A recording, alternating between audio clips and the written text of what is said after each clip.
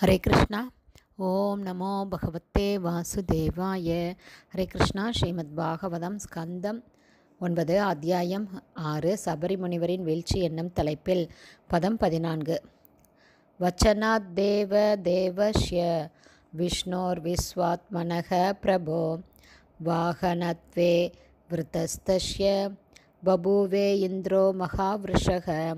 Word by word meaning. வச்சனாத் உத்தரவால் அல்லது வார்த்தைகளால், தேவதேவஸ்ய தேவர்களுக்கெல்லாம் பரமபுருஷராக இருப்பவரின், விஷ்ணு பகவான் விஷ்ணு, விஸ்வ ஆத்மன மொத்த படைப்பிற்கும் பரமாத்மாவானவர், பிரபோ ஆள்பவரான பகவான், வாகனத்வே வாகனமாக மாறியதால் விருத ஈடுபட்டார், தஷ்ய புரஞ்சயனின் சேவையில், பபுவ ஆனார், இந்திர ஸ்வர்கராஜன், மகாவிருஷ மிகப்பெரிய எருதாக. டிரான்ஸ்லேஷன்.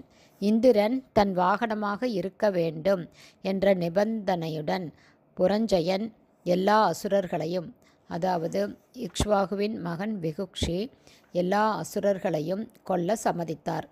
தற்பெருமையின் காரணத்தால் இதை இந்திரனால் ஏற்றுக்கொள்ள முடியவில்லை.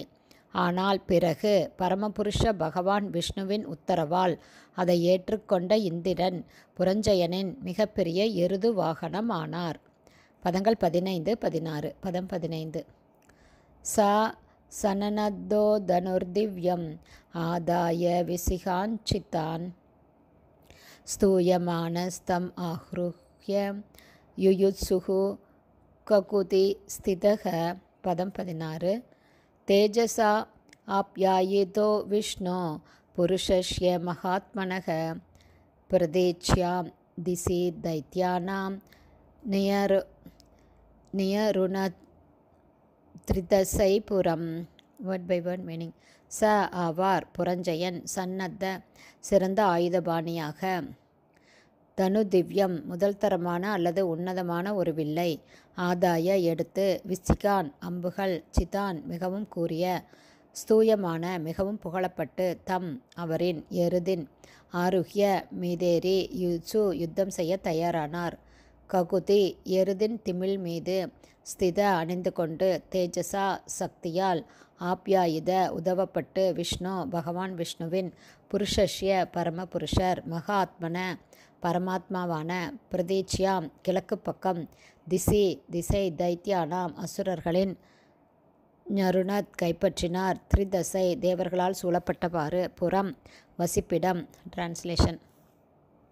கவசத்தால் நன்கு பாதுகாக்கப்பட்டிருந்த புரஞ்சயன் யுத்தம் செய்யும் விருப்பத்துடன் திவ்யமான ஒரு வில்லையும் கூரிய அம்புகளையும் கைகளில் எடுத்து, தேவர்கள் புகழ எருதின், அதாவது எருதாக மாறிய இந்திரனின் மீதேறி அதன் திமில் மீது அமர்ந்தார்.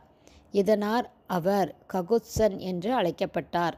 பரமாத்மாவும் பரமபுருஷ பகவானுமான விஷ்ணுவால் சக்தியளிக்கப்பட்ட புரஞ்சயன் அந்த பெரிய எருதின் மேல் அமர்ந்ததால் அவர் இந்திரவாகனன் எனப்பட்டார்.